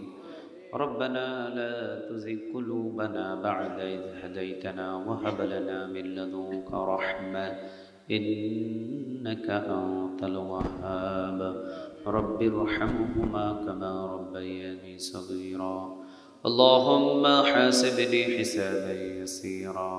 اللهم إنك عفو تحب العفو فاعف عنا. اللهم أحيني مسكينا وأمتني مسكينا واحشرني في زمرة المساكين يا رب العالمين. গুনার বোঝা মাথায় নিয়ে ভিক্ষুকের মতন কাঙ্গানের মতন তোমার দরবারে দুই হাত তুলে ধরেছি। ইয়া রব, তোমার গোলাম আমরা, পৃথিবীর কারো গোলাম নই। তোমার গোলামি করেই যেন জীবন দিয়ে দিতে পারি। আমাদের সবাইকে তোমার গোলাম বানায় নাও। তোমার গোলাম হয়ে তোমার দরবারে যদি না হাত তুলি, কারো দরবারে এইভাবে হাত তুলে আমরা কখনো কোনোদিন চাই নাই, তেমন আখলাক আমাদের ভিতরে নাই গো আল্লাহ। তোমার কাছে ছাড়া আমরা কারো কাছে চাই না। ইয়া রাব্বুল আলামিন, গুনার বোঝাগুলো যে যত বোঝা নিয়ে হাত তুলেছে সকলের বোঝাগুলোরে তুমি মাফ করে দাও। একজন মা যেইভাবে নিষ্পাপ সন্তানটাকে দুনিয়াতে ভূমিষ্ঠ করে, যেই মাসুম বাচ্চাটা নিষ্পাপ হয়ে থাকে, ওই রকম নিষ্পাপ করে তুমি আমাদের সবাইকে এই সামিয়ানার নিচ থেকে বাহির করে নাও। আল্লাহ, এই যুবকেরা এত সুন্দর করে জান্নাতের বাগান সাজিয়েছেন। কিয়ামতের ময়দানে যখন এই সংগঠন এবং এই যুবক যারা জান্নাতের বাগানটা সাজালেন, যখন ছোটাছুটি করবে, দৌড় দিবে, কিয়ামতের ময়দানে চতুর্দিকে ছোটাছুটিতে ব্যস্ত থাকবে, সেই দিন তুমি ইয়া রব ডাক দিয়ে এই যুবকদেরকে বলো, যুবকেরা কোথায় দৌড়াদৌড়ি করো? কিয়ামতের ময়দানে কোথায় দৌড়াদৌড়ি করো? কোনো দৌড়াদৌড়ির দরকার নাই। আমি তো দেখেছিলাম তোমরা দুনিয়াতে আমার জান্নাতের বাগান সাজিয়েছিলে। আজকে দৌড়াদৌড়ি করো না, আসো। আমি আল্লাহ তোমাদের জন্য জান্নাতে ঘর বানিয়ে রেখেছি। আমার জান্নাতে তোমরা চলে যাও, কারণ তোমরা দুনিয়াতে আমার জান্নাতের ঘর বানিয়েছিলে। আমার দুনিয়াতে জান্নাতের ঘর বানানো নিয়ে ব্যস্ত ছিলে, মানুষদেরকে কোরআন হাদিস শোনানোর জন্য জায়গার জান্নাতের বাগানের ব্যবস্থা করে দিয়েছিলে। আজকে কোনো কিয়ামতের ময়দানে হিসাব নিব না, যাও ওই ওসিলায় আজকে তোমাদের সবাইকে বিনা হিসাবে মাফ করে দিয়েছি, আমার জান্নাতে চলে যাও। এমন পুরস্কার তুমি আজকের এই দিনের বিনিময় তাদের দান করে দিও আল্লাহ। যতজন যুবক আছেন সব যুবকদেরকে খালিদ বিন ওয়ালিদের মতো কবুল করে নাও। ও রব্বে করিম, সমাজের ভিতরে যত জায়গায় প্রয়োজন সব জায়গায় তুমি খালিদ বিন ওয়ালিদের মতো ঈমান তাজা করে কবুল করে নিও। কোনো পাপ কাজে বাধা দেওয়ার প্রয়োজন এই যুবকদেরকে তুমি কবুল করো। কোনো ভালো কাজে নেক কাজে প্রয়োজন এই যুবকদেরকে তুমি কবুল করে নিও আল্লাহ। যারা গুনাহ করে ফেলেছেন, যুবক মানুষ গুনাহ করতেই পারে, খাস করে তুমি তাদের সকল গুনাহ মাফ করে দাও। একত্রিতভাবে সবাইকে চলাফেরা করার তৌফিক দান করো। মৌমাছির মতো দলবদ্ধ হয়ে সমাজে বসবাস করার তৌফিক দান করে দাও। ও রব্বে কারীম, আল্লাহ বিদেশের জমিন থেকে অনেক অ্যামাউন্ট, অনেক টাকা পয়সা তারা দিয়েছেন, কিছু চাই নাই, শুধু চেয়েছেন একটু মাহফিলে যেন আমাদের জন্য খাস করে একটু দোয়া করে। চিন্তা করেন আল্লাহ, আপনার কাছে চাওয়ার জন্য তারা জান্নাতের বাগানে শরীক হয়েছেন রক্ত ঘামানো টাকা দিয়ে। আমি দেখেছি এত তাপমাত্রা বিদেশের ভূমিতে পা পর্যন্ত দেওয়া যায় না, ফোসা পড়ে যায়। জুতার উপর দিয়ে হাঁটলে বেশিক্ষণ যদি দাঁড়িয়ে থাকে বালুর তাপে জুতা পর্যন্ত গরম হয়ে যায়। রক্ত ঘামানো শরীর এই ক্লান্ত শ্লান্ত কত কষ্ট করে টাকা রোজগার করে যখন শুনেছে সমাজের ভিতরে জান্নাতের বাগানের একটা আয়োজন করা হবে, খুশি খুশি হয়ে 1000, 2000, 500, 100 দান করে দিয়েছে। কারো জন্য নয়, তোমার জন্য। আর দোয়া চেয়েছে ওই মাহফিলে একটু আমাদের জন্য খাস করে দোয়া কইরেন। আল্লাহ তাদের জন্য দোয়া করি, তুমি তাদের কামাই রুজির ভিতরে বরকত দান করে দিও। যতজন এই সমাজ থেকে এবং এলাকা থেকে বিদেশে আছেন, ইয়া রব, যারা জান্নাতের বাগান সাজানোর জন্য সহযোগিতা করলেন, ও আল্লাহ তুমি তাদের কামাই রুজির ভিতরে বরকত দিয়ে পরিপূর্ণ করে দিও। কাজগুলো তুমি তাদের জন্য সহজ করে দিও।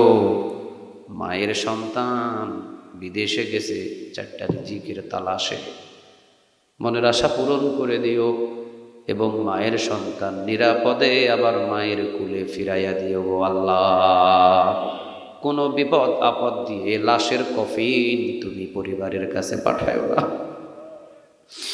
ও রব্বে করিম, এই জান্নাতের বাগানে আমরা ডানে এবং বামে অনেক সম্মানী ব্যক্তিগুলো দেখছি বসা। এই মাহফিলের সভাপতি সহ প্রধান অতিথি সহ যারাই আছেন গণ্যমান্য ব্যক্তি, আল্লাহ তুমি তাদের সম্মান উচ্চ মাকামে পৌঁছায় দাও। শারীরিক সুস্থতা দিও, মানসিক সুস্থতা দিও, জনম জনম ভোর এই মাহফিলের কাজে নিয়োজিত রেখে দিও আল্লাহ। যারা সামনে বসে আছেন, মা বোনেরাও এসেছেন, খাস করে আল্লাহ আমাদের সবাইকে তোমার মদিনাওয়ালা ওই জামানার সাহাবীদের মতো কবুল করে নিও আল্লাহ। বিশেষ করে মা বোনেরা যারা এসেছেন, মা বোনদের জিন্দেগির গুনাহগুলো তুমি মাফ করে দিও। আল মারআতু ইযা সাল্লাত খামসাহা, আজান হওয়ার সাথে সাথে যেন তারা নামাজ আদায় করতে পারে, সেই তৌফিক তুমি তাদের দান করে দিও। সামাত শাহরাহা, মায়েরা যেন রমজান মাসের 30টা রোজা আদায় করে তুমি তাদের কবুল করে নিও। আতাআত বালাহা, স্বামীর আনুগত্য করে যেন চলে তুমি কবুল করে নিও।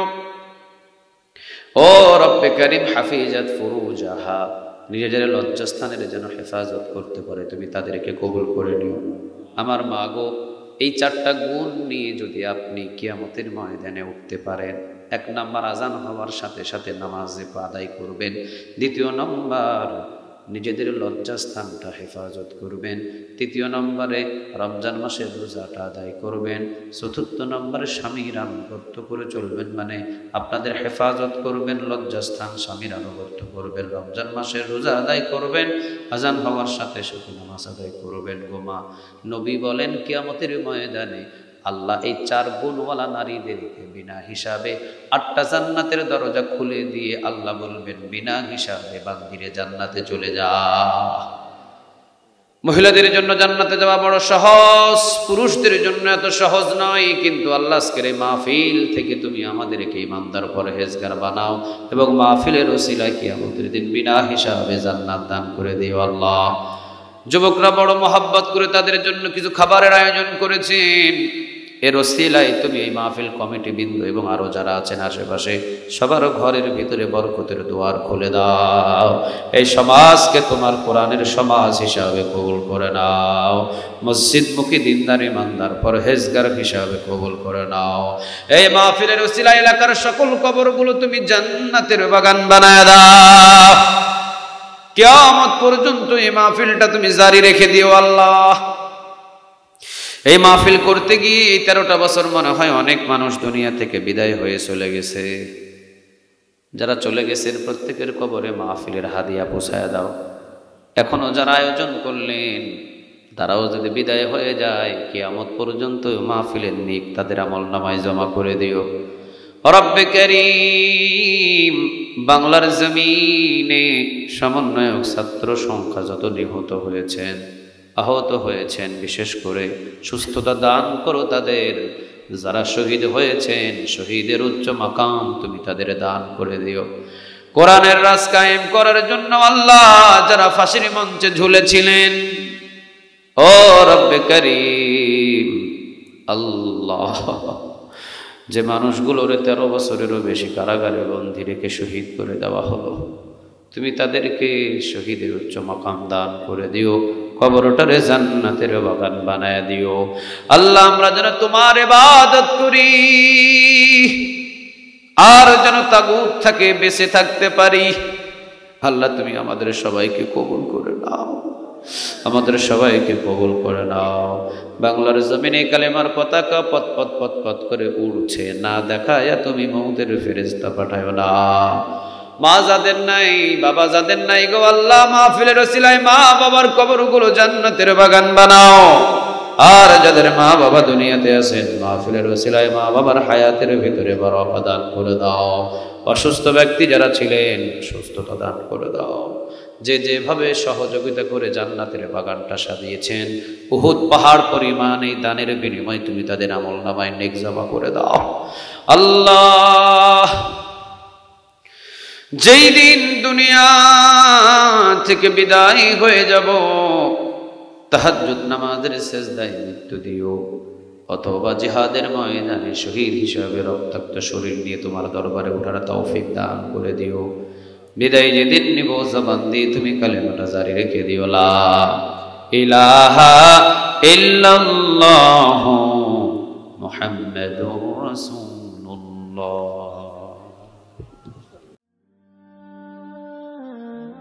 IUB media